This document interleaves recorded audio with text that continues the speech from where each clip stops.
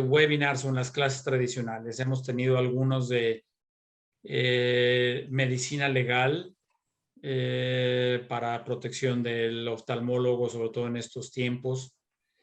También tuvimos uno de cultura, en donde también aprendí yo mucho, en concreto con una maestra de flamenco de Laura, que aprendí que las bailarinas de flamenco no son bailarinas, son bailadoras. Entonces, para todos los que no sabíamos eso, les paso el tip. Eh, que, y tuvimos a un mexicano que además es una enciclopedia andando y hablando de pintura y de música, etcétera. Es un fenómeno. Hemos tenido algunas de las vacunas y de las variantes, obviamente, de cómo nos han impactado. Entonces hemos tenido un poco como una ensalada, tratando de hacerlo interesante para todos los demás y no con temas muy tradicionales. Y ha alcanzado sorprendentemente, dependiendo de todos los medios que Latin Media, Review of Ophthalmology utilizan, 17,000, 19,000 vistas. No sé si quieres comentar algo al respecto, Laura, para que... Bueno, te he mandado, igual les mandaré al chat. Ya entra Jorge, por cierto, en 3 minutos. Está aparcando. Te acabo de mandar el reporte de la última que fue sobre las variantes y se envía por varios medios, ¿no? Por redes sociales, por eBlast. Entonces, vamos a ver aquí el número final. Por ejemplo, las reproducciones de video totales en Instagram, último de las variantes fue 1047. En Facebook las reproducciones totales solo en Facebook fueron 5396. Les mandaré el reporte para que se hagan un poco la idea y la idea era buscar temas, hemos tocado desde temas científicos a más humanísticos, pero todos con unos representantes de la industria. Lo hemos hecho durante la pandemia y ahora que ya la vida está volviendo a su normalidad, seguramente vamos a buscar otro formato el año que viene. Pero les agradecemos muchísimo su participación. Sé que ya Jorge se está conectando, Van, que entraba en 3 minutos, pero no sé si quieres empezar o esperar. Perfecto. No, y quiero decirles, no hay un formato muy definido.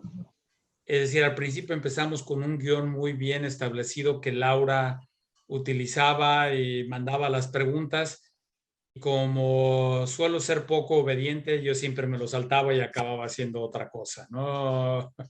Y la verdad es que a veces la primera pregunta daba para mucha discusión y entonces la gente decía, Giselle decía, no, Eddie, no estoy de acuerdo porque acá en Argentina esto, y se armaban pláticas muy interesantes.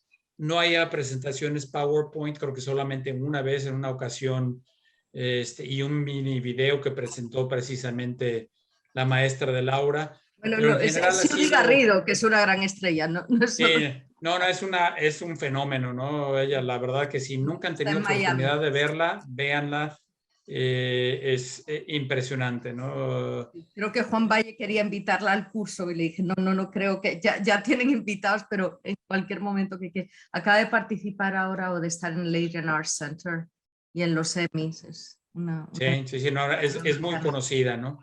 Entonces se vale interrumpir, se vale preguntar, contrapreguntar, se vale no estar de acuerdo. Habitualmente grabamos 1 hora, 1 hora y cuarto. Generalmente siempre nos falta tiempo y aunque Laura siempre prepara el librito para que nos conozcamos, a mí me parece más interesante que cada uno de nosotros sea el que se presente y qué es lo que quisieran resaltar de su currículum. Cada uno tiene su preferencia y creo que es importante que respetemos eso, y tratamos de interactuar más o menos, que todos tengan el mismo tiempo para poder hablar. A veces es un poquito más, a veces un poquito menos. Entonces siéntanse con toda la libertad y así se llama el título. intencionalmente, además por el origen de Laura muy español, decir tertulia, realmente es como un grupo de amigos. Lo único que Laura hasta la fecha no nos ha invitado ni las cervezas ni el vino, pero bueno, eso Ya habrá nos oportunidad. tocará. Creo que lo que Así. podemos hacer, Van, es empezar y cuando Jorge se conecte, pues se presenta él. Perfecto. Y siempre empezamos con las damas primero, como debe de ser. Y generalmente empiezo de izquierda a derecha. Y es como empiezan en mi pantalla, no es porque ni por orden alfabético, ni de preferencia, ni de amistad, ni años de conocernos, ¿no? Entonces, pero las damas siempre empiezan primero. Es que, Giselle, bienvenida, muchísimas gracias. Preséntate, por favor, 1 o 2 minutos, lo que tú más quisieras recalcar. Estás en silencio, Giselle. Ahora Bueno, sí. muchísimas gracias por la invitación. La verdad que es un desafío. Nunca había participado de una tertulia. Soy Giselle Ricoeur, soy médica, soy oftalmóloga y me dedico a la telemedicina desde hace, te diría, más de 20 años, ¿no? O sea, me apasiona muchísimo el cómo las tecnologías de la información y la comunicación hoy nos brindan posibilidades que, si bien antes estaban, sin duda la pandemia las ha catalizado, pero es cómo podemos llegar hoy a nuestros pacientes. Así que me he dedicado a distintas fases, ¿no? Al tema de implementación, hubo épocas en que me dediqué al tema de políticas en e-salud, para ayudando y como consultor de distintas organizaciones supranacionales para tener en cuenta cuáles son las políticas de Estado que tienen que jugarse o ponerse en juego de manera tal de poder incentivar que realmente estos programas se puedan llevar a cabo, las agendas digitales. Me he dedicado muchísimo junto con el Instituto Saldívar, está justamente acá el doctor Saldívar con nosotros, a implementar programas de teleoftalmología específicamente, uniendo distintos centros, distintos modelos de atención. Así que mi tesis doctoral en este momento justamente está cursando sobre eso, sobre los distintos modelos de atención que hoy podemos hacer en teleoftalmología. Así que bueno, he escrito, presento y sobre todo soy docente. Me encanta enseñar. Perfecto, muchísimas gracias, Giselle. Y para todos los colegas que no lo han conocido, escribe y tiene contactos y nos tiende a meter a muchos en este medio, que yo no sabía mucho y hasta ya ayudé a escribir un capítulo de un libro, así es que con eso les digo qué tan influyente es Giselle, ¿no? Siguiendo de izquierda a derecha, el doctor Eduardo Alfonso, Eddie, para todos nuestros amigos, sé que no todos lo conocen como yo lo conozco, pero es un gran amigo, excelente colega. Así es que, Eddie, por favor, preséntate. Bueno, muchas gracias a Van por la invitación y a Laura por armar esto, todo lo que tiene que ver con esta organización, y a mis colegas que están en esta pantalla de Zoom. Me encanta el poder estar con ustedes y participar en esta tertulia.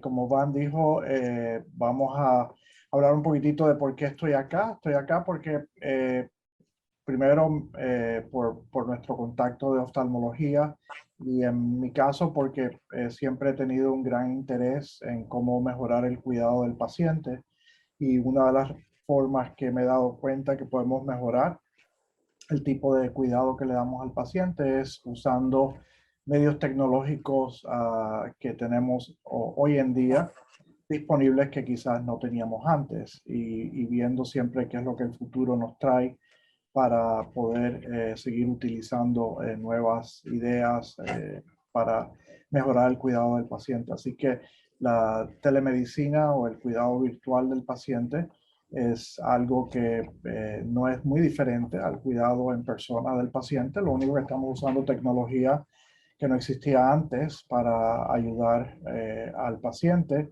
a enfrentarse a una situación donde la salud está en cuestión. Así que para mí estoy muy interesado en hablar de muchos de los aspectos del cuidado del paciente, y a la misma vez creo que vamos a estar tocando en temas muy interesantes como la parte ética, etcétera, de lo que se está hablando aquí en los Estados Unidos sobre el uso de la telemedicina, que es algo importante para considerar, ya que yo por lo menos en este grupo que estamos veo que representa un poco al grupo de pacientes y de oftalmólogos norteamericanos para poder hablar un poco sobre esto. Así que estoy muy interesado en oír opiniones de mis colegas y poder dar algunas de mis opiniones. Muchas gracias por la invitación, Dan. Muchas gracias, Eddie. Y Eddie es muy humilde en el sentido que no quiso dar su currículum grandote, pero nada más con decirles que es el mero del Bascom Palmer para todos los que nos oigan y que aunque no conozcan al doctor Eduardo Alfonso, ya les dirá la calidad de persona que tenemos enfrente de nosotros y cada uno en su propio campo. Pero muchísimas gracias, Eddie, por estar acá y por aceptar esta invitación, sabiendo los compromisos que tienes ahorita con el curso y con la plática inaugural. Así es que bienvenido. Roger, también conozco bastante de tu trayectoria y obviamente de tu papá, ni qué decir, pero por favor, preséntate lo que consideres más importante. Bueno, muchas gracias, Van. Para mí también es un privilegio poder acompañarlos, un placer también poder compartir con un gigante como Eddie, con Giselle y todos ustedes. Y bueno, me entusiasma mucho acompañando, haciendo eco el comentario de Eddie, hablar un poco de esto, que es lo que hemos venido haciendo en todos estos últimos años. Realmente el instituto fue un early adopter total de lo que es la telemedicina. Ya del 2001 por una necesidad, nosotros tuvimos que adoptarla porque mi padre siempre mantuvo el quirófano, la base principal en Mendoza, que está a más de 1000 kilómetros de la capital argentina, que es por donde realmente se maneja la mayoría de los pacientes. Entonces, bueno, tuvimos una necesidad muy importante en el 2001 de conectarnos, de estar más cerca, tanto para de alguna manera acompañar, como también para diagnosticar y estar más cerca de los pacientes que nos necesitaban. Así que hace muchos años y tenemos mucha experiencia que estamos encantados en poder compartirla con ustedes. Así que bueno, a disposición en todo lo que podamos. Pues muchísimas gracias, Roger. Y finalmente, Jorge, que también tiene una gran experiencia en su propio campo de acción y en el centro en el que trabaja. Así es que, Jorge, si te quieres presentar brevemente, por favor. Hola, gracias a todos por la invitación. Me siento muy honrado de compartir con excelentes e ilustres panelistas. Yo no soy médico, soy ingeniero industrial, soy el gerente de la Clínica Oftalmológica del Caribe con el doctor Scaf en Barranquilla, magíster en administración de empresa y en mercadeo. Y bueno, contento de poder compartir aquí un poco de las experiencias que hemos venido construyendo para implementar todo lo relacionado con los esquemas de telemedicina. Perfecto, muchas gracias. Y obviamente el doctor Lucho Scaf en mucha medida ha sido un gran innovador dentro de Latinoamérica en muchas cosas. Y el COVID lo forzó a adelantar muchas que también ya luego platicaremos seguramente. Y como todos aquí somos muy caballeros, le vamos a dar la primera palabra a Giselle, que nos lance, así como en el béisbol, la lanzada inicial o la patada inicial, porque Giselle eres de las personas, como bien lo dijiste, y probablemente en Latinoamérica, y si no es que a nivel mundial, uno del puñado de personas que empezaron con esto cuando parecía una locura. Y conociendo mucho de tu trayectoria, porque además nos hemos cruzado en varios caminos, el mundo es muy pequeño. ¿Qué fue lo que te llevó a ti a meterte en esto, que era pues, un campo totalmente nuevo en ese momento? Y como que diría uno, pues, ¿cómo vas a ver al paciente si no está aquí enfrente de ti, ¿no? Que todavía para muchas personas es anatema, ¿no? ¿Qué nos puedes decir al respecto, Giselle? Otra vez estás en silencio por ahí, Giselle. Perdón, pero tengo mucho ruido de fondo y no quiero que moleste. No te preocupes. Todo empezó en la residencia. En realidad empezó durante mi residencia, en donde primeramente, bueno, llegó Internet, llegó lo que en esa época se llamaba el Internet médico, nos dieron cursos y de golpe estaba yo entrando en la Biblioteca Nacional de Medicina de los Estados Unidos, literalmente a la hora que uno quisiera, y pudiendo acceder a la información.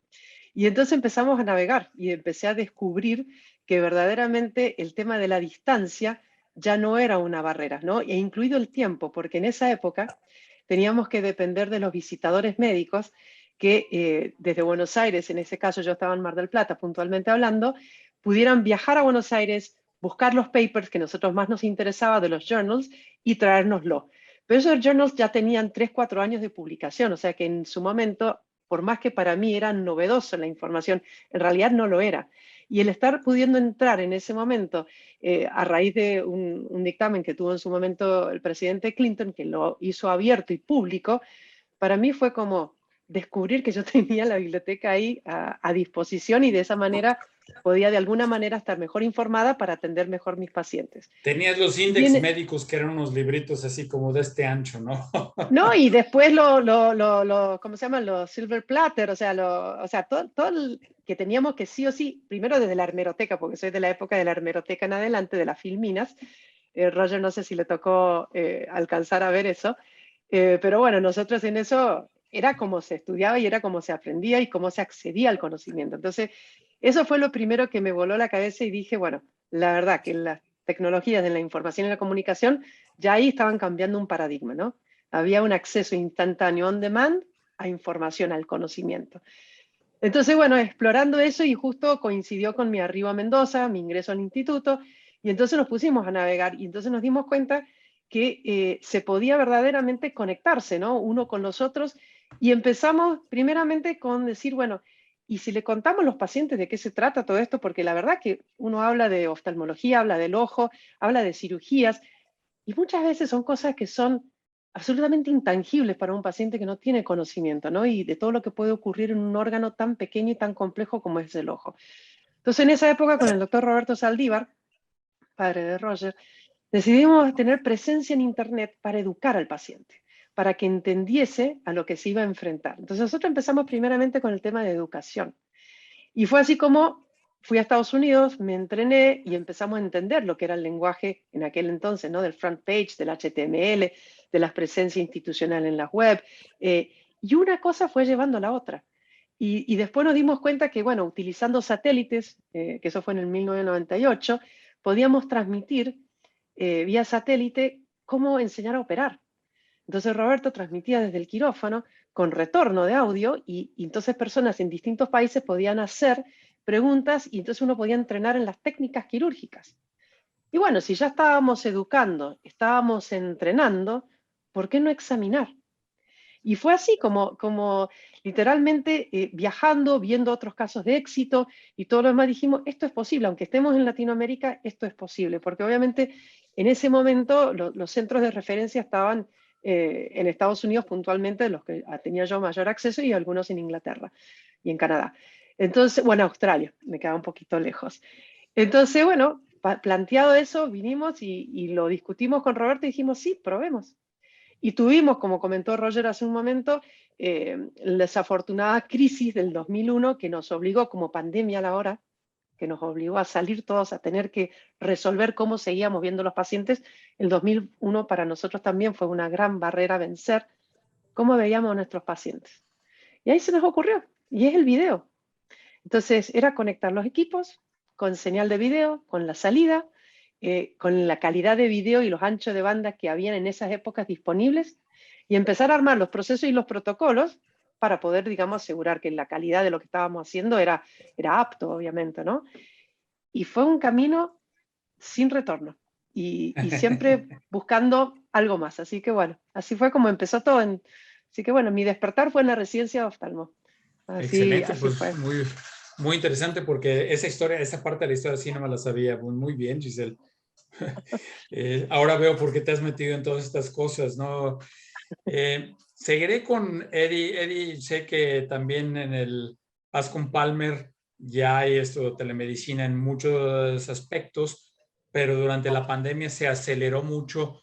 ¿Cómo están llevando ustedes el concepto de teleoftalmología y teleconsulta, si quieres, en el Bascom Palmer?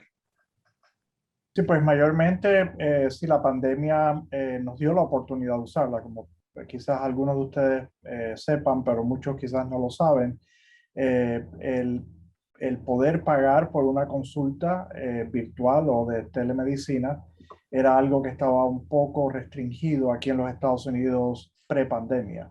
Y el nosotros poder rendirle a un paciente cuidado con el uso de, donde el paciente no estaba presencial frente a nosotros, no se lograba hacer un cargo a los programas federales de salud como el Medicare y en el caso estatal el Medicaid, que representan casi el 60% de los ingresos que tiene un hospital como el Bascom Palmer. Así que no era factible económicamente hacer consultas de telemedicina, pero cuando vino la pandemia, el presidente Trump, muy amigo de Van, dijo que se podía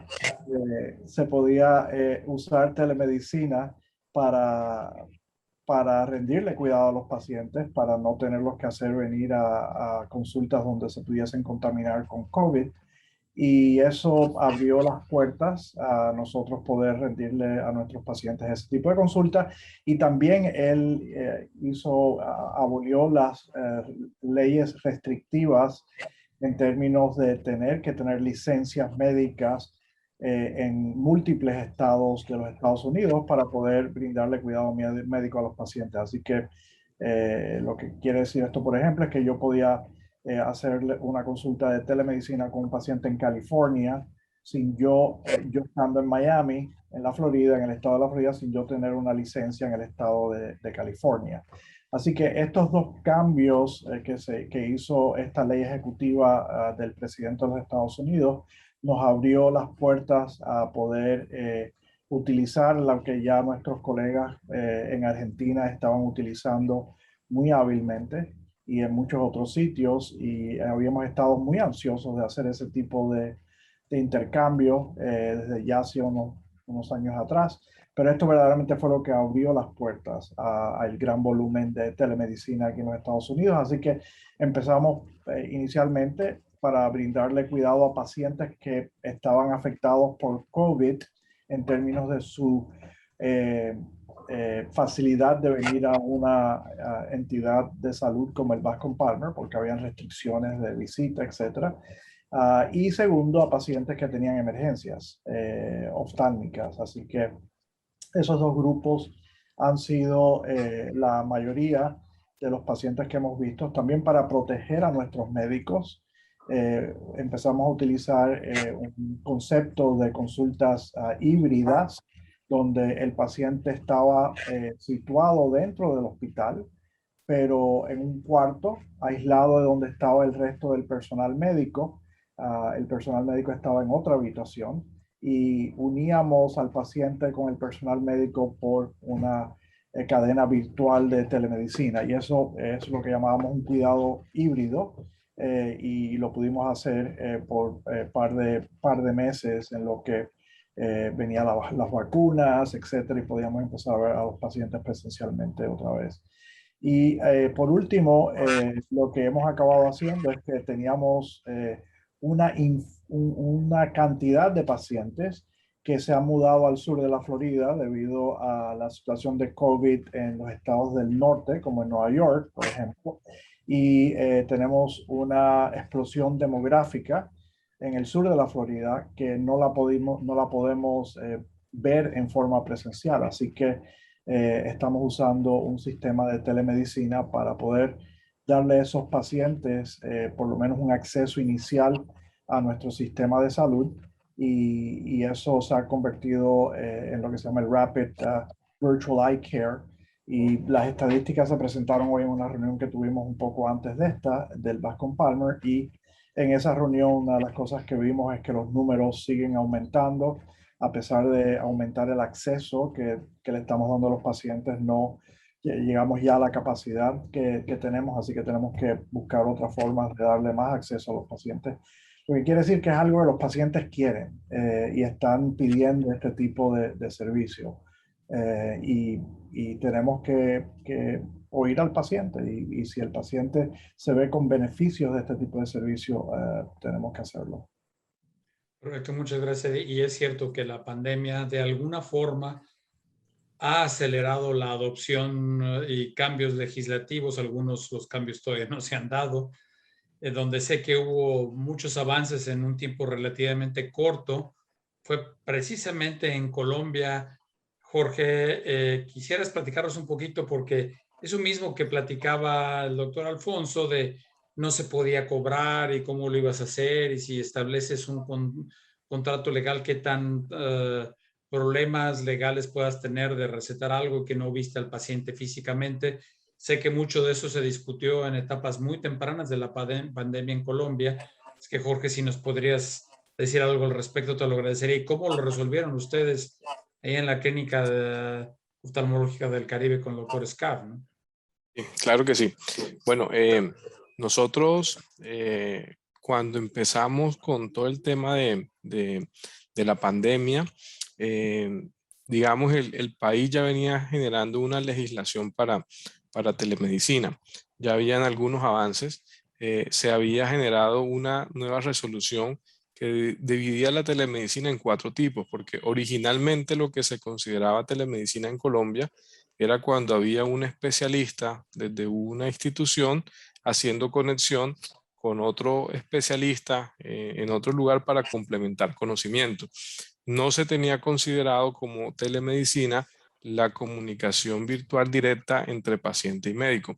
Sin embargo, por allá para noviembre, diciembre del 2019, nuestro Ministerio de Salud empezó a generar legislaciones de este tipo, donde establecía las teleconsultas, las videoconsultas, y empezaba a hacer normatización en torno a esto. Cuando llega la pandemia y se crean estos distanciamientos y estas restricciones de movilidad, en especial en las poblaciones mayores, que son pues las que normalmente más necesitan ser atendidos, se liberaron muchos permisos para que sin las respectivas habilitaciones pudiésemos iniciar a hacer procesos de telemedicina. Muchos especialistas en Colombia empezaron a hacer sus trabajos de telemedicina a través de herramientas como WhatsApp, Zoom, Teams o simples llamadas, y apoyaban toda la atención que ellos realizaban haciendo las anotaciones en su registro clínico. Sin embargo, nosotros como institución, pensando en todo lo que este proceso podía trascender a futuro, decidimos diseñar y generar una plataforma que nos ayudara a recopilar todo el proceso. Entonces diseñamos una plataforma muy práctica, muy intuitiva, que acompañaba todo el proceso, desde la solicitud de una cita, desde el agendamiento, desde el proceso de admisión.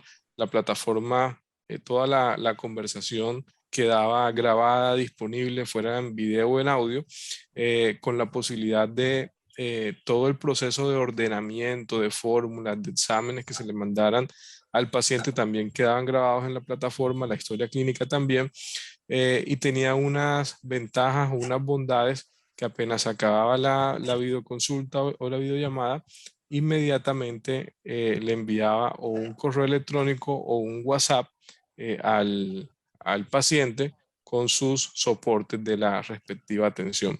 Entonces, lo que hicimos nosotros fue coger esa normatividad que había establecido nuestro Ministerio de Salud, estudiarla y llevarla a una plataforma informática que nos facilitara el proceso de atención. Lo hicimos realmente en tiempo récord, porque reunimos a todo nuestro equipo de desarrollo de software, y creo que en unos 7, 8 días hicimos toda la programación de la plataforma, la colocamos a funcionar, y para nosotros fue todo un éxito. Hoy en día sigue funcionando.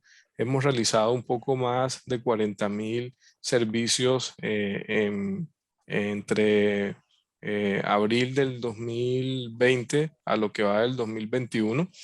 Y hoy en día en pacientes crónicos, por ejemplo, en los de glaucoma, en nuestro país nos piden que cada 6 meses les renovemos sus fórmulas. Entonces, para este tipo de pacientes y para otro tipo de pacientes, hemos estandarizado que no es necesario verlos presencialmente, sino que a través de una videoconsulta, de una conversación con su especialista, logramos hacer renovaciones de fórmulas y logramos hacer algunos seguimientos. También, como lo decía el doctor Alonso, nos funcionó mucho para hacer como un triaje inicial en ese momento más crítico de la pandemia, donde los especialistas no se querían exponer y los pacientes tampoco. Esta videoconsulta funcionaba muy bien para establecer una primera comunicación y una especie de triaje donde analizábamos si era urgente realmente valorar ese paciente o si se podía aplazar un poco su valoración. Un poco de esto fue cómo íbamos evolucionando. Hoy en día, esa normatividad que en su momento fue muy flexible en nuestro país, ya empieza a ser exigible y están pidiendo que todos los prestadores de salud, sea de oftalmología o de otras especialidades, estemos cumpliendo con la normatividad que es bastante estricta para este tipo de prestaciones. Perfecto, muchas gracias, Jorge. Y realmente ha evolucionado muy rápido todos estos conceptos y la legislación en Colombia, y ojalá se siguiera el ejemplo en muchos de nuestros países, porque en concreto, como muchos de ustedes saben, yo estoy la mayor parte del tiempo basado en México. Cuando no vengo a Miami le doy lata a Eddie y a su equipo. Pero es que es realmente impresionante. En México incluso la legislación de telemedicina está en un área muy gris. De hecho, hay un documento en PDF de 3 o 4 años de antigüedad, y muchos de los abogados que se dedican a seguros y todo esto casi han tratado de que los médicos no hagan esto en México, porque cualquier consulta por WhatsApp, etcétera, según la legislación mexicana, establece un vínculo de médico-paciente. Entonces, si tú le respondiste a un paciente por vía WhatsApp o algo así, te puedes ver un verdadero problema legal. Entonces, hay mucha gente que lo ha restringido, y como queda, y como la legislación es muy poco entendible, muy poco clara, queda al criterio del juez que te toque en ese momento entender o no, porque no están los criterios. Entonces, esto es importantísimo, y creo que para nuestros colegas que nos están o nos van a escuchar en el futuro, que tengan que averiguar cómo poder hacerlo. Y de alguna forma, como decía Giselle, la cultura de la telemedicina ya existía entre colegas, que les mandaba las fotos de un paciente y luego lo consultabas con otro colega, etcétera. Incluso algunas de las ONGs por ahí también decía speak to a colleague, y le podía subir todos los datos de la historia clínica, etcétera, que al principio era muy fácil poder hacerlo, pero claro, después sabíamos que por las leyes de HIPAA en Estados Unidos, etcétera, podría ser un verdadero problema por la información que podría no estar protegida o desidentificada, ¿no? Roger, perdón, Giselle, si tú querías opinar algo, que se vale precisamente que hagamos peloteo, no hay ningún problema. Ahorita le preguntamos algo. No lo quiero dejar a Roger sin hablar, pero quería reforzar dos cosas. Colombia fue uno de los países en Latinoamérica, junto con México, a pesar de que estás comentando, ¿no? Quizás el rezago que ha habido con respecto al avance en México, pero Colombia sí estuvo avanzando mucho, y curiosamente antes de la pandemia, yo reunida con varios colegas en Colombia, veía cómo ellos necesitaban tener una certificación de sus consultorios que estaban habilitados para el uso de la telemedicina concretamente, y que cada uno de los profesionales o colegas tenía que demostrar cierta capacitación también en el uso de las TICs aplicadas, ¿no? En este caso a la salud. Lo cual, lejos, digamos, de ser algo restrictivo, a mí me parece que de alguna manera la gobernanza tiene que tener cierto rol en poder, digamos, encuadrar exactamente qué es o qué no es telemedicina, porque yo coincido en que si bien en la pandemia, por un motivo de absoluta necesidad, se recurrieron a todos, digamos, los métodos de comunicación, incluidos los informales, para poder llevar a cabo una consulta, y no todos son los más idóneos, ¿no? Porque hasta se usaron las redes sociales, que yo creo que claramente no son el medio idóneo para estar haciendo un intercambio de información clínica. Entonces yo creo que eso es fundamental. Y lo otro que estaban hablando, que bueno, sin lugar a dudas Roger también va a poder hablar mucho y expandirse sobre eso, es la necesidad de que esté absolutamente todo anclado en la historia clínica. Porque la historia clínica es nuestro documento, es del paciente y es lo que ancla toda nuestra praxis. Entonces, desde el punto de vista médico-legal, cuando yo puedo interactuar y tener una plataforma que me da seguridad, que me permite anclar la llamada, video, audio, texto, estudios, prescripciones electrónicas, junto con la evolución del médico, y yo estoy protegiendo al médico, pero además estoy protegiendo al paciente. Entonces, yo creo que en la evolución no solamente de lo que son las tecnologías, porque pre-pandemia a uno le vendían la plataforma de telemedicina y aparte te vendían la plataforma de la historia clínica. Y muy sobre ya entrada la pandemia, yo cada vez que me encontraba con la industria y con los vendedores y establecía esto, le digo, ¿por qué no pueden fusionar las dos cosas? ¿Por qué no podemos estar en la historia clínica, abrirla y ver la consulta, la videoconsulta? Porque es una consulta como cualquier otra. En este momento estamos restringidos, no podemos ver al paciente por más que quisiéramos.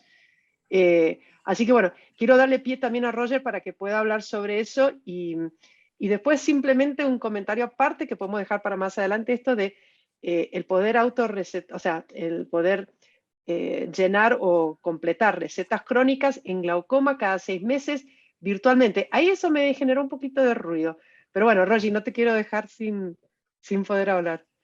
Sí, no, Roger, obviamente sé que la que llevaba mucho la voz cantante dentro de los programas de telemedicina con ustedes era Giselle, que no son zapatos fáciles de llenar, pero... No, pero Roger, usuario key user, pero number one fan adicto, y además que ha llevado la historia clínica a otro nivel. No. Excelente, porque eso es muy importante, porque hay que tener todo, o sea, mucha gente cree que es nada más, pues pongo una camarita y con eso ya es teleconsulta, y no es así. Yo quisiera que me dijeras, Roger, porque ya nos ha dicho mucho Giselle, cómo empezaron y cómo llegaron a la Fundación Saldívar, seguro, así, pero cómo lo tienen montado, ¿no? No, déjame que te haga un comentario al margen de esto que me parece importante. Creo que lo que se hizo en la pandemia fue sumamente importante, nos abrió muchas puertas, se popularizó y hubo un cambio cultural en el paciente que es muy importante. Hoy los pacientes, como decían, vienen muy bien predispuestos ¿se escucha bien? Pues tengo como un eco. No sé, ¿me están escuchando bien? De repente se oye como si un micrófono hiciera retroalimentación, entonces A ver, apagaré el ahí mío me también escuchan por bien. si acaso. Bien, perfecto. No, lo que les comentaba, que vemos un cambio cultural muy importante. Nosotros vivimos toda la evolución y estos últimos 2 años se nos ha simplificado muchísimo el trabajo. Eso número uno. Y número dos, me parece que esto recién es el comienzo. Un poco lo que comentaba Giselle, lo que estamos nosotros trabajando es, bueno, ¿qué viene después? ¿Cómo mejoramos lo que hacemos en la próxima etapa, en el post-COVID? Ya el COVID demostró que el vínculo con el paciente es excelente, que se puede establecer un vínculo muy correcto y que podemos ser mucho más eficientes con los flujos, tanto médicos como del paciente, los dos tenemos un ahorro en tiempo que es crítico para la vida de hoy. Eso es fundamental. Ahora, lo que tenemos que hacer es, bueno, ¿cuál es el flujo post-pandemia óptimo? ¿Es necesario que el paciente vea al médico en un primer encuentro?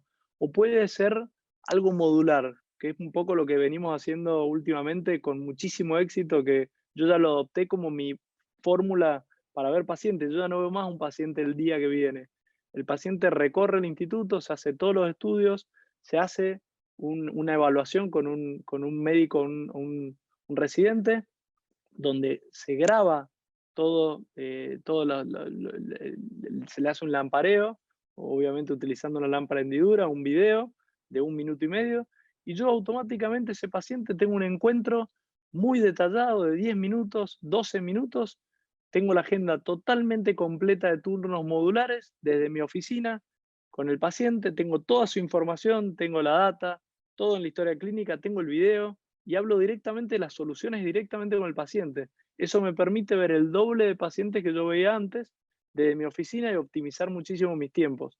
Lo mismo se puede hacer con otros especialistas, con especialistas en distintos lugares. Podríamos pedirle una interconsulta al doctor Ida Alfonso, de córnea, de infecciones. Esto abre las puertas del mundo. Es un poco lo que es el famoso outsourcing que hacen hoy los programadores de software. Lo mismo podemos hacer en medicina. Creo que eso es lo que se va a popularizar muchísimo y se va a poder tener la famosa medicina colaborativa. Creo que todas las plataformas que vienen son las plataformas que puedan conectar estos dots de una manera más sinérgica y más natural. Y eso estamos trabajando ahora. Estamos haciendo una plataforma que se llama Revive, que viene de las siglas de Revolución en Inteligencia Artificial en inglés, en donde básicamente estamos trabajando en crear una plataforma, un ecosistema nuevo de aplicaciones, todas basadas en recolección de data, junto a telemedicina y distintas bondades. Así que ya van a escuchar pronto sobre esto. Estás muteado, Van. Perdón, sí, la costumbre también. ¿Cómo lo tienes montado? Porque ahora, claro, lo que me estás diciendo eso es para nuestros futuros oyentes, ven que telemedicina puede implicar y puede significar muchas cosas. Puede ser desde consultar con un colega, estar en la misma oficina y ver todo en una pantalla, todos los estudios. Entonces, a veces creo que el concepto de telemedicina, alguien se imagina un paciente lejos y yo acá, que puede ser un paciente muy cerca y que ni siquiera lo has visto, ¿no? ¿Cómo lo tienes montado uno? ¿Qué equipos hay? ¿O cómo transfieres toda esa información a tu oficina? Y sé que también hacen telemedicina, lo que todo el mundo Sí. pensaría que es pacientes desde muy lejos porque implica cámaras, lámparas de hendedura, un operador en otro lugar, etcétera, ¿no? Seguro. Hoy es mucho más simple de lo que era, Van. Nosotros en su momento, en el 2001, bueno, empezó Giselle con otro tipo de tecnología. En el 2012 implementamos una plataforma Cisco muy costosa, pero muy eficiente para lo que era. Eddie tuvo la oportunidad también que era telepresencia inmersiva, que básicamente lo que buscábamos era reproducir las dimensiones, la experiencia, era una extensión del consultorio. Y eran 2 consultorios gemelos, Mendoza, Buenos Aires, y hoy hemos evolucionado, hemos simplificado muchísimo la experiencia. Ya no buscamos que el paciente sienta que está en el mismo lugar porque prácticamente hemos abandonado la telemedicina sincrónica y estamos haciendo más que nada telemedicina asincrónica, por un tema de flujos, simplemente porque de la misma manera como el paciente espera a un médico, tiene que esperar a un médico virtualmente en ese tipo de flujo en tiempo real. En cambio, una de las grandes bondades de la medicina sincrónica es que se eliminan los tiempos de espera al médico. Justamente pasa a ser el cuello de botella lo técnico, todo lo que es toma de data, información, estudios, termina el flujo, se le hace un video, el paciente se va. No tiene el cuello de botella máximo que es el médico. Entonces se pueden optimizar muchísimo los flujos. Eso desde ya. Y segundo, y muy importante, también se le puede dar un mejor servicio al paciente. ¿Por qué? Te pongo un ejemplo. Viene un paciente, se hace todos los estudios, dentro de los estudios aparece que tiene una córnea gutata y en vez de ver al especialista en refractiva, termina viendo al especialista de córnea, porque uno lo dirige en el mismo circuito al especialista más idóneo. Entonces, de alguna manera, todos los flujos están optimizados de esta manera. Y hoy no necesitas un aparato Cisco, solo con una buena cámara o un mismo teléfono bien hecho, con las plataformas que hay hoy para montaje dentro de una lámpara de hendidura, uno puede tener unas imágenes muy buenas, de excelente calidad, y que usando plataformas HIPAA compliant y todo, pueda compartir de una manera segura y con todo el respeto que se merece el paciente. Perfecto, muchas gracias. Y qué bueno que tocaste eso porque a veces pensamos que es muy complejo y sí tiene obviamente su nivel de complejidad y dependiendo qué tanto lo quiera uno, puede tener una cámara montada en la lámpara de hendedura o con un teléfono, como bien lo dices. Entonces las posibilidades de telemedicina cada vez y con los nuevos teléfonos y nuevos programas puede acercarse mucho a poder hacer esa teleconsulta. Creo que una cosa que todo el mundo apreciamos siempre y los que estamos en Latinoamérica y siempre vemos hacia el vecino del norte a Estados Unidos, porque tiene las posibilidades de mayor desarrollo, otros estudios, prestigio que a veces que nuestras instituciones no necesariamente tienen y algunas veces un poco la falta de información de los pacientes que creen que solamente lo de Estados Unidos es bueno y lo que tenemos localmente no. Me acuerdo que hay un profesor, y no voy a decir el nombre de ese profesor en México, que cuando tenía pacientes hablaba con un amigo suyo a Estados Unidos literalmente y le hablaba en inglés, decía, tengo a este paciente aquí, ¿qué opinas? Yo le haría esto, lo otro, y el paciente se quedaba impresionado porque estaba hablando con un colega de Estados Unidos platicándole de su paciente, ¿no? Entonces era una estrategia de mercadeo, si ustedes quieren, que no me parecía muy ética, pero bueno, así lo hacía y le funcionaba muy bien. Pero obviamente muchas veces, como no tenemos necesariamente acceso a toda la tecnología o a casos muy especiales, algunas veces queremos recurrir a nuestros colegas. En el caso concreto, Eddie, para ti, si yo tengo un paciente, estoy en Querétaro, en México, y tengo un paciente con una patología X, que no estoy muy seguro de lo que tiene porque vemos pocos pacientes de eso o porque no tengo el OCT de última generación y quiero mandárselo al Bascom Palmer a algún colega.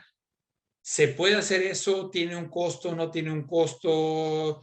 ¿Es puramente académico? Porque creo que esa es una pregunta que estaría en la mente de mucha gente, ¿no? ¿Qué nos puedes decir, Eddie? Eso es un paradigma muy interesante y lo hemos estado discutiendo ya desde hace unos cuantos años atrás y no hay duda que se puede hacer y se puede hacer de una forma muy, muy bien donde el paciente lo aceptaría. Yo como paciente lo aceptaría que fuese de esa forma. De hecho, lo hacemos mucho dentro de los Estados Unidos. Mucho de mi cuidado médico, a veces lo hago con médicos que no están en el estado de la Florida. De hecho, tengo un médico que nunca he visto presencialmente, lo he visto solamente de forma virtual y ha sido mi médico de cabecera para mí en un problema específico donde necesitaba tener a una persona con la experiencia que este médico tenía. Así que se puede hacer así y yo creo que también lo que ocurre es que como Roger, que es un verdadero pionero en esta área, yo me alegro tanto que Roger tenga tantas células en su cabeza, donde es exponencialmente mucho más que su abuelo y exponencialmente mucho más que su papá. Así que de esa forma Roger nos añade mucho más a lo que de lo que él está hablando. Yo creo que sí se puede hacer, Van. La razón por qué no se hace en los Estados Unidos, no se hace más, porque hay el ámbito médico legal en los Estados Unidos muchas veces nos crea un ámbito muy conservador, extremadamente conservador, porque tal como sería una gran idea, aquí un pleito médico legal en oftalmología te cuesta un promedio de 2 a 4 millones de dólares. Así que todas las ganancias que hiciste en un año de teleconsulta se te van así. Así que tienes que tener un cuidado grande en términos de cómo lo haces, porque puedes tomar malos pasos. Pero sí se puede hacer. Yo creo que lo que Roger estaba hablando es algo que tenemos que prestarle mucha atención a sus palabras, porque yo creo que este es el paradigma nuevo del cuidado del paciente. La tecnología nos brinda esta oportunidad y nosotros como jefes de cabecera médica, porque siempre el paciente no quiere hacer nada que el médico no le diga que deba hacer, así que aunque tengamos sistemas de salud que tratan de cambiar de la forma que el paciente piensa, siempre se le ha inculcado tanto al paciente que tiene que hacer lo que el médico te dice, que lo que dice Roger es absolutamente verdadero, que si tenemos un cambio en el paradigma, pero es el médico el que está dirigiendo este cambio, es más aceptable para el paciente.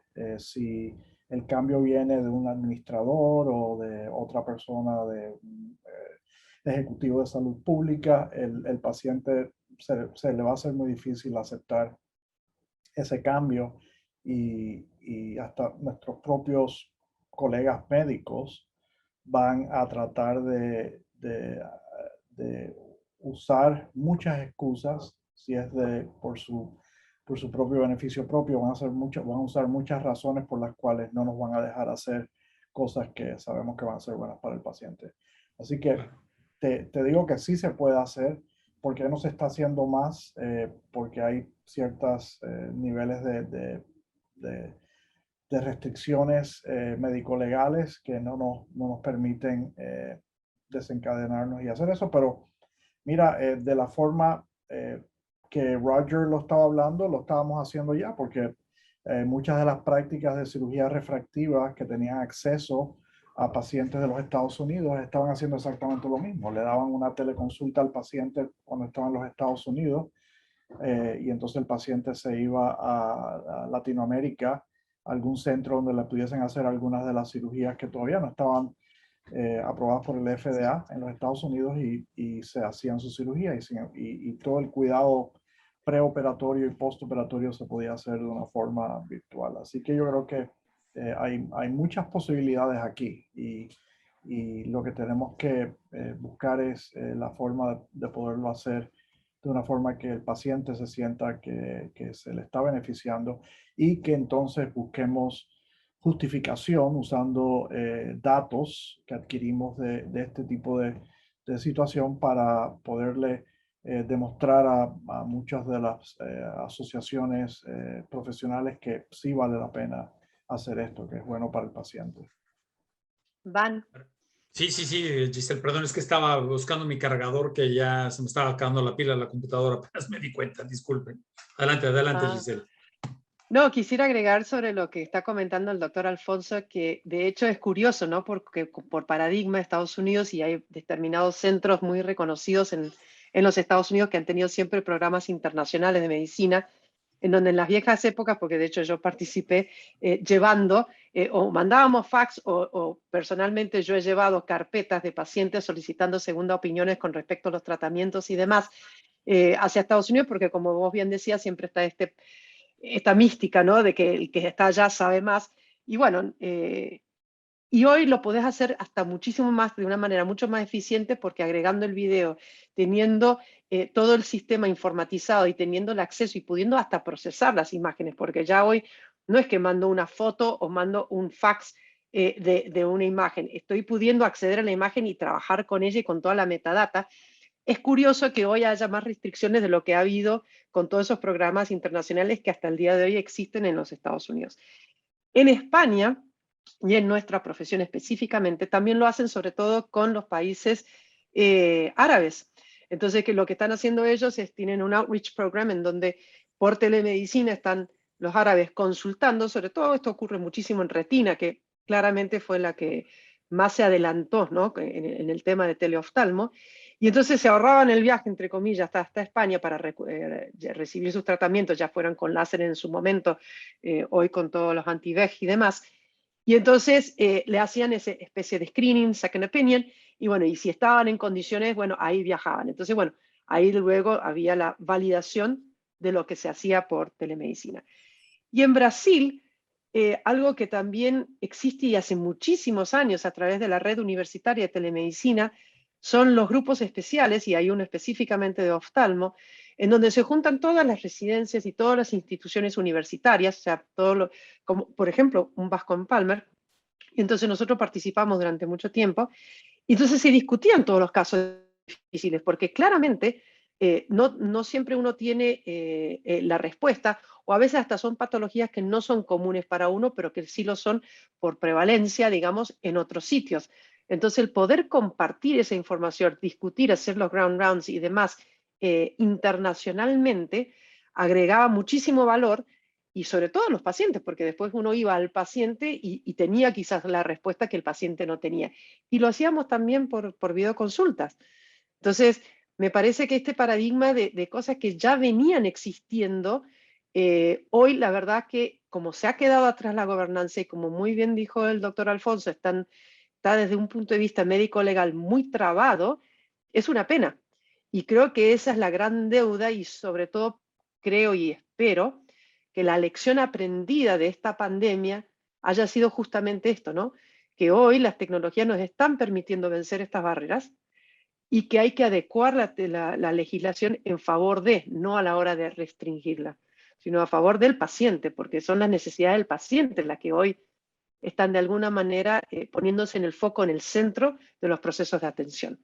Así que bueno, esa es mi contribución basándome en la historia y en las experiencias vividas, y estoy absolutamente de acuerdo con lo que dice el doctor Alfonso, y es un poco también lo que de alguna manera Roger ya se está anticipando, pero es lo que va a ocurrir, y creo que, vuelvo a decir, la gobernanza está en deuda y sin lugar a duda han tenido muchas prioridades, pero hoy la pandemia demostró que hoy es esto, pero van a venir otros tipos de pandemia, ¿no?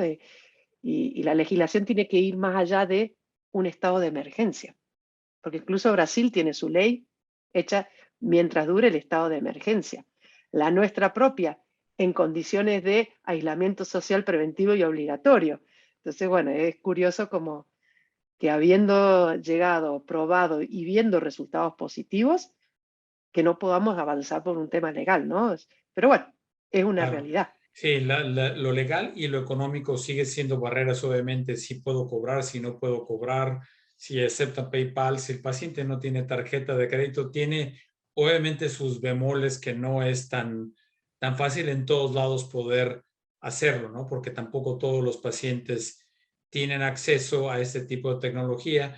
Y, por ejemplo, en Querétaro, en donde estoy basado con Instituto Mexicano de Oftalmología, que tenemos ya 5 centros de salud que son que están de 1 a 3 horas del centro y del centro principal. Tenemos cámaras montadas en las lámparas de hendedura y tenemos OCTs, y la gran mayoría de los pacientes se refiere las imágenes y todo esto por la legalidad al centro principal, para que un médico del centro principal pueda decir sí, es esto, etcétera. Pero entonces puede ser operado por un técnico, por un optómetra, o puede ser alguna otra cosa. Entonces también las barreras profesionales ya se pueden ir limitando, aunque en este caso implica mayor uso de tecnología y de costos, que tampoco es tan fácil necesariamente poder hacerlo. Entonces creo que esto también es importante, que los colegas en diferentes lugares se informen muy bien de lo que permite la legislación y el cobro, porque también muchos de nosotros trabajamos con afán de prevención de ceguera y instituciones de asistencia privada o fundaciones, pero no con afán de quebrar, ¿no? Porque pues Madre Teresa de Calcuta hubo una y ya murió, ¿no? Entonces, sino también tenemos que ser sustentables con el tiempo. Creo que una de las cosas que la mayor parte de nuestros escuchas quisieran oír es, ok, yo quiero empezar, tengo mi clínica privada, tengo esto, o tengo una fundación de pequeño o mediano calibre. ¿Dónde puedo ir o a quién puedo mandar? ¿Puedo mandarlo con Giselle? ¿Puedo mandarla con Roger? ¿Puedo mandarla con Jorge? ¿Puedo mandarlo al Bascom Palmer para que vean los sistemas, qué equipos tienen, cómo se establece, dónde se guarda la información, cómo se asegura, cómo se desidentifica, cómo se protege? Todo eso, porque implica muchas cosas que la mayor parte de nuestros colegas no tienen la información ni dónde accederla, ¿no?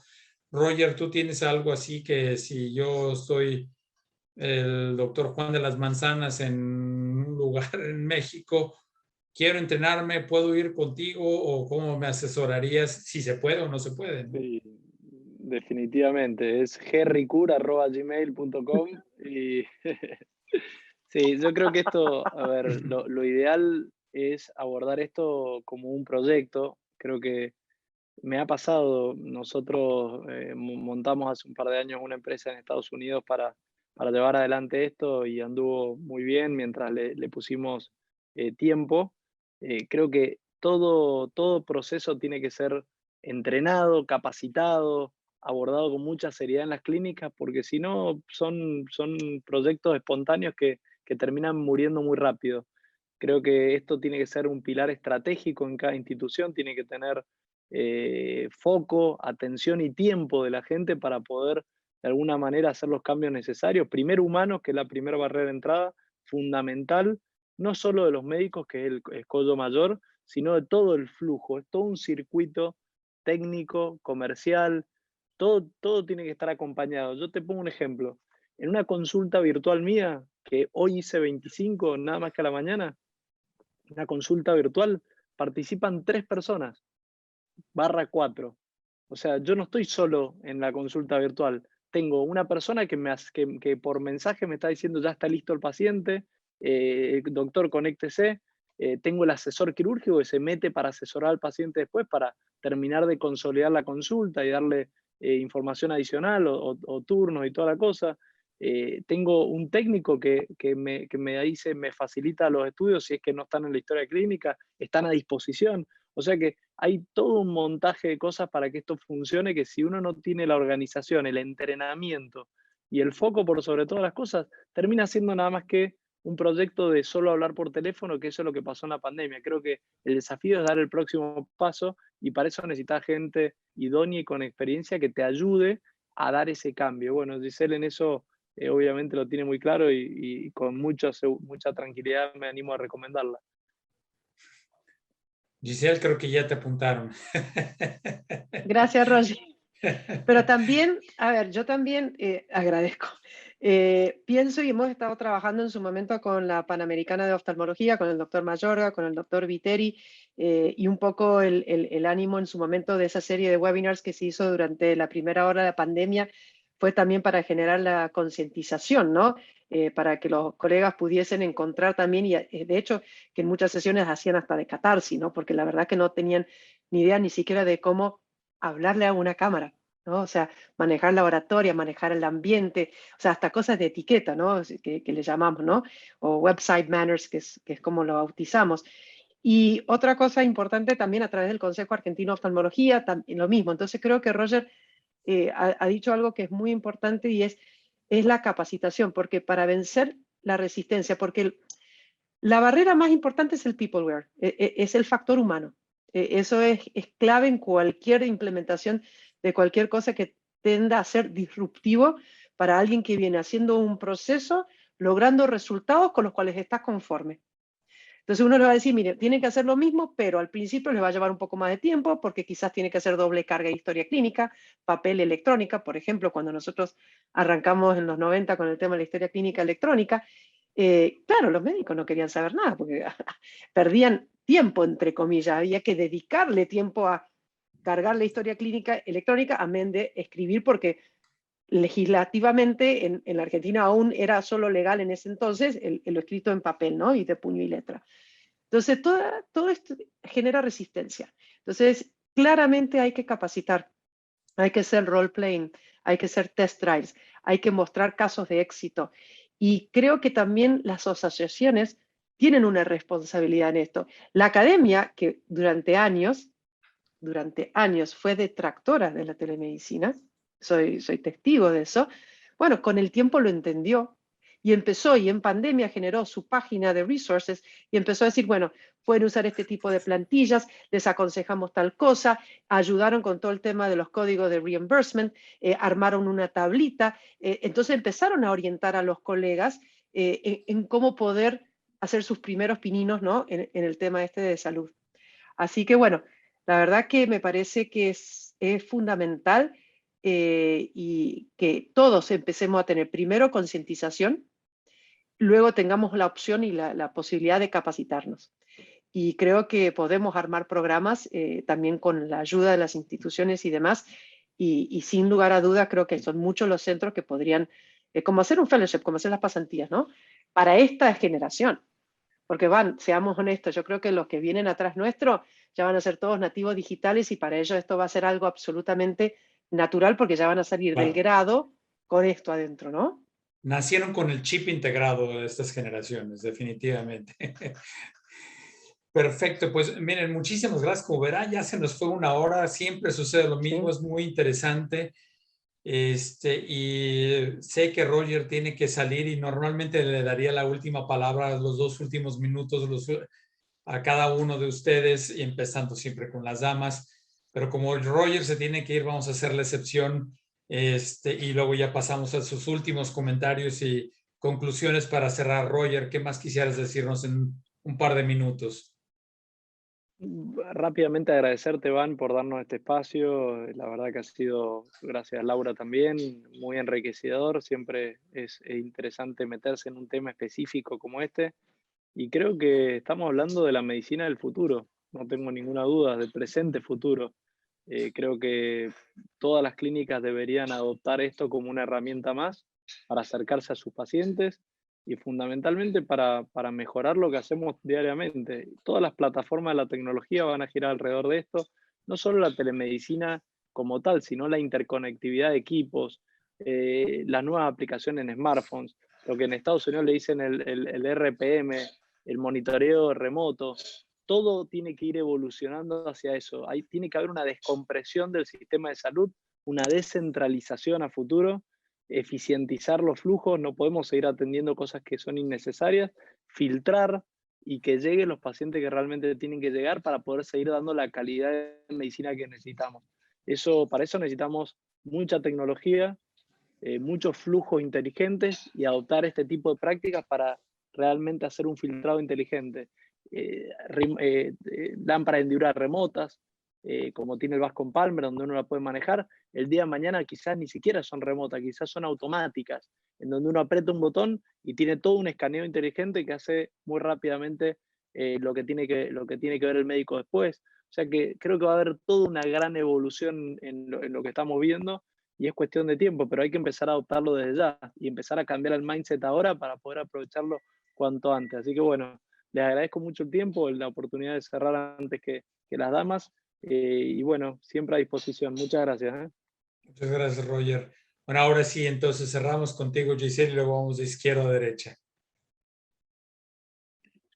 Bueno, muchísimas gracias. Para mí siempre es un placer poder compartir experiencias, reflexiones y sobre todo con un panel tan distinguido como el que nos acompaña hoy. Así que muchísimas gracias, Laura Van, por la invitación y a los doctores que nos acompañan, a Jorge también. La mirada de Jorge también es una mirada diferente, ¿no? Porque una mirada es más sistémica. Y yo creo que vamos a coincidir todos en que la transformación digital nos ha tocado cada fibra en todo sentido y no ha dejado el sector de la industria o de la sociedad sin tocar, ¿no? Y creo que el mensaje final es que el ciudadano hoy está empoderado. Y como ciudadanos todos tenemos una responsabilidad, ¿no? No importa el lugar donde estemos cada uno, y es poder realmente satisfacer las necesidades del otro. Y hoy creo que la transformación digital nos lo permite hacer de una manera mucho más eficiente, pero además más creativa. Así que yo creo que todavía nos queda mucho por andar, mucho por descubrir y bueno, soy feliz de poder ser parte del cambio, porque vuelvo a decir, los nativos digitales traerán sus propios paradigmas, ¿no? Así que bueno, muchísimas gracias y un placer nuevamente poder compartir con todos ustedes. La verdad que es un honor para mí poder haber estado con ustedes. Muchas gracias, Giselle. Eddie, por favor. Sí, no hay duda que todo lo que hemos hablado hoy ya está atrasado. Lo que dijimos hoy ya es historia pasada, así que lo que queremos es estar seguros que estemos ideando nuevas formas de brindarle cuidado al paciente continuamente. Y yo creo que la telemedicina es una de estas áreas donde nos ha cambiado completamente la forma de pensar en cómo le damos el cuidado al paciente, pero no es nada tan nuevo en el sentido de que hemos estado pensando de esta forma. Si te das cuenta y ves uno de nuestros ejercicios clínicos como el Grand Rounds, el Grand Rounds no es otra cosa que una consulta de telemedicina. Estamos dando un historial del paciente virtualmente, estamos examinando al paciente en una serie de imágenes que presentamos en PowerPoint y estamos ideando un diagnóstico diferencial y planeando el tratamiento del paciente. Yo creo que nuestros edificios solamente van a ser para darle el cuidado presencial al paciente donde hay que hacer algún tipo de procedimiento al paciente, que hay que hacerlo en un sitio adecuado para que no hayan infecciones, etcétera. Pero el resto del cuidado de los pacientes, el paciente no tiene que venir a una consulta de un médico. Eso es hacer que el paciente sufra las consecuencias que no necesita. Tesla nos los ha demostrado, que hoy en día te puedes comprar un Tesla sin jamás entrar a un sitio donde pruebas el auto.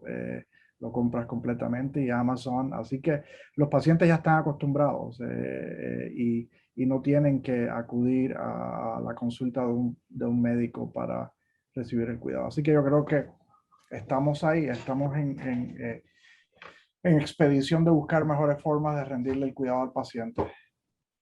Perfecto, muchas gracias. Y tienes toda la razón porque además, y siempre pongo el ejemplo de México, que somos de los campeones mundiales en diabetes y en obesidad, etcétera.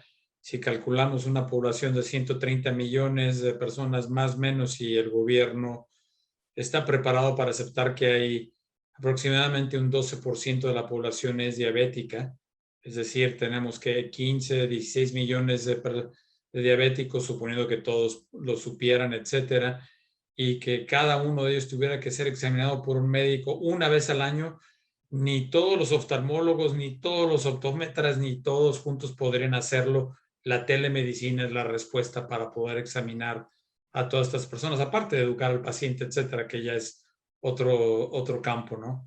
Jorge, por favor, tus últimas palabras. No, me uno a los agradecimientos del resto del panel. Cuenten conmigo siempre que pueda aportarles. Y como reflexiones, quisiera dejar que coincido con muchas de las palabras que se decían. Y estos proyectos de transformación digital hay que mirarlos como tal, como un proyecto que tenga en cuenta un marco legal, un proyecto que tenga en cuenta un marco comercial. Obviamente, por ser un proyecto de salud, tiene que tener en cuenta todo lo que es el proceso asistencial y mantener la calidad de la atención, pero algo importante que decía el doctor Van era la posibilidad de monetizar. Nosotros siempre hemos enfocado de que todos estos proyectos nos permitan monetizar porque estamos invirtiendo tiempo, recursos y tecnología de nuestras instituciones para poder hacer estos procesos de atención. También algo que considero muy importante es hay que mantenernos creativos. Estos modelos y estos proyectos nunca terminan de inventarse y entre más creativos podamos ser, cada día mejor los podremos construir. Ahorita Roger decía que él necesita 4 personas para acompañar en un proceso de atención. El reto es cómo logramos desde la tecnología que no necesite esas 4 personas para que esas otras personas puedan estar haciendo otros procesos de atención y cada día multiplicar más las capacidades de atención que tenemos. La plataforma que nosotros logramos organizar para hacer todo el esquema de teleoftalmología, le vinculamos una pasarela de pago y como atendemos gente con capacidades económicas altas y también personas con capacidades económicas bajas, el pago a veces se convertía en un problema y activamos en farmacias de cada uno de los sectores donde vivían estas personas la posibilidad de, con la pasarela de pago, de un pago en efectivo. Entonces, hoy en día la tecnología siempre nos está dando la posibilidad de resolver el problema que se nos presenta al frente, es tener las capacidades creativas para poder sacarlo adelante. Ahorita que comentabas el tema de la cantidad de diabéticos que hay en México, me sorprende, me impresiona muchísimo. Y mira que nosotros en Colombia hemos venido buscando la forma de cada día tamizar mucho más pacientes y que, como los decía ahorita el doctor Alfonso y la doctora Giselle, que lleguen hacia los especialistas, aquellos que realmente los necesitan, y uno empieza a combinar diferentes tecnologías. No solamente es la telemedicina, sino es utilizar algunos algoritmos de inteligencia artificial que nos ayuden en esos tamizajes. Nosotros en la clínica oftalmológica diseñamos un algoritmo de inteligencia artificial que a partir de las tomografías oculares nos indica las patologías en la mácula o las patologías en el nervio óptico que tiene un paciente o si simplemente el paciente está sano y no necesita continuar ese filtro. Entonces, cuando uno empieza a sumar las diferentes tecnologías y a ponerlas a que funcionen en torno a unos sistemas de salud más masivos y más eficientes, los resultados son realmente impactantes. Perfecto, pues muchas gracias, Jorge, y gracias a ustedes. Siempre le doy la última palabra a Laura porque es realmente la que nos convoca a todos y es la hospedera con la plataforma y demás. Así es que, Laura, las damas primero y siempre también al final la última palabra. No, muchísimas gracias a todos. Verdaderamente es un momento absolutamente transformativo en telemedicina, un gran cambio cultural, como decía el doctor Zaldívar, y es un lujo poder escuchar, o sea, desde la historia que contaba Giselle hasta cómo han superado los retos de la pandemia y cómo visualizan el futuro. Así que muchísimas gracias. Increíble cómo todo se está transformando tan rápido. Y de verdad, muchísimas gracias a todos. A doctor Alfonso, sé que viene de la academia y que el curso interamericano empieza ya prontito, así que muchísimas gracias a usted y a todos en el panel. Gracias. Muchas gracias a todos, que tengan muy buena noche y buen resto de la semana y estaremos en contacto vía remota, Eddie, por el curso. Ya la próxima semana nos veremos. Buenas noches, muchas gracias a todos. Gracias a todos, muy buenas noches. Buenas noches, mucha suerte con el curso, doctor. Nos vemos. Hasta luego. Gracias, Adiós. bye bye. Adiós. Bye bye.